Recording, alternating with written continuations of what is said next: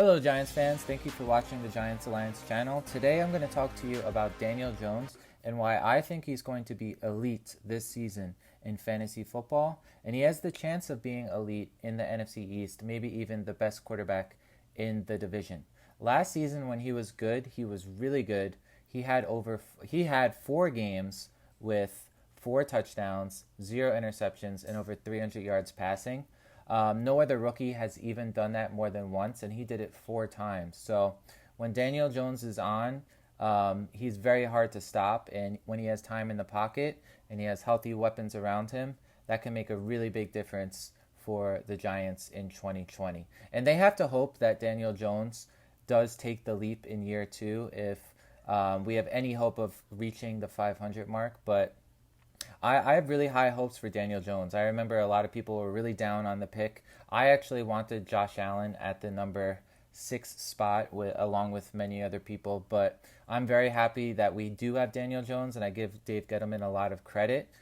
In the game against Tampa, as you can see, he ran for 2 touchdowns, but he also threw for 2 touchdowns in that game as well.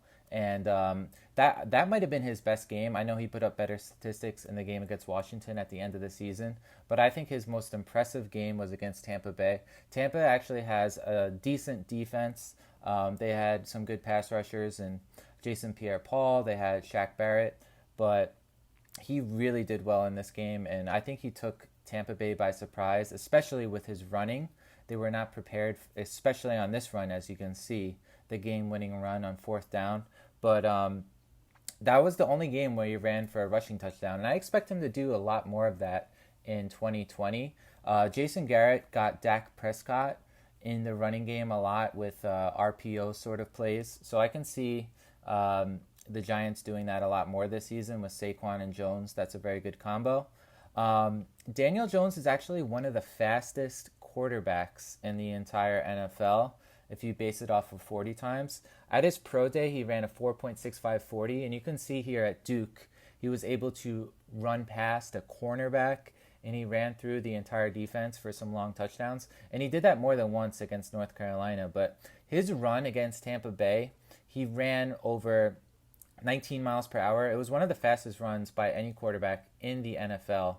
So he's very capable of winning with his feet, but I kind of like that he does not run first, pass second. He's always looking to pass, and he'll only run when he really needs to, like on this awesome run against Washington where he broke through the pocket on 3rd and 13 for the 4th down. So he's very capable. Another big key for the Giants this season and Daniel Jones is getting guys like Saquon Barkley to stay healthy, because Saquon, in my opinion, is the best running back in the NFL. I do hope they get him more involved in the passing game because he is a very good receiver.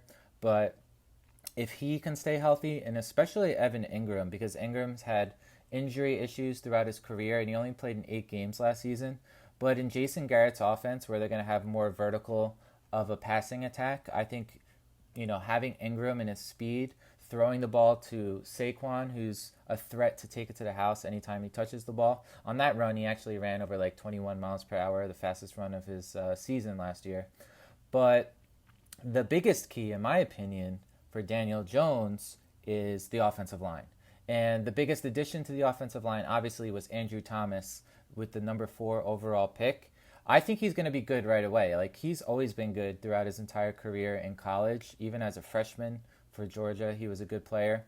He went up against the best pass rushers in the country in the SEC, and he always held his own. It's really hard to find a real fault in his game. He has no weaknesses. He's also a good run blocker. And that's going to be key because Saquon Barkley went up against 7-man fronts for the majority of the season, almost more than any other team in the NFL.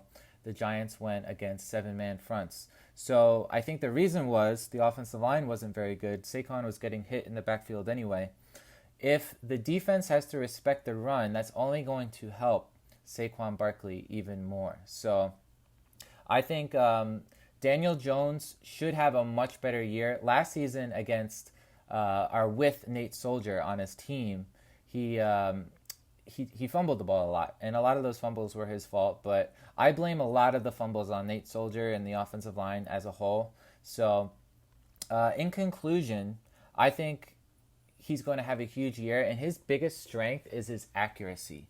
And Dan Orlovsky's gone on a lot of different shows recently talking about how good Daniel Jones was in man coverage. And ESPN Statistics actually researched this, and they found that he is very good when he's in, or when the Giants are faced against man coverage. And you can see on these throws to Darius Slayton, Slayton is not necessarily open, but Daniel Jones still puts the ball in the perfect place for him to make a play on it. And that's what he had to do at Duke, because in Duke, when Daniel Jones played for Duke, he did not have NFL talent at the wide receiver position.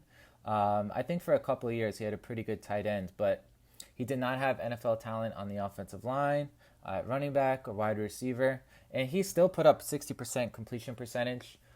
He still led his team to a lot of big wins. I know they won against Notre Dame. They beat some teams that were probably more talented than them because of Daniel Jones. So I'm excited to see what Daniel Jones can do in his second year. I think he does have the chance of being in like the top 6 or 8 in fantasy this year if all the guys can stay healthy. And I think I would take him over any of the quarterbacks in the division. I know Dak Prescott is probably the consensus best quarterback in the division. I actually think Wentz is a little better, but I think Daniel Jones with an above-average offensive line, as you can see here, is going to be the best. And thank you guys for watching.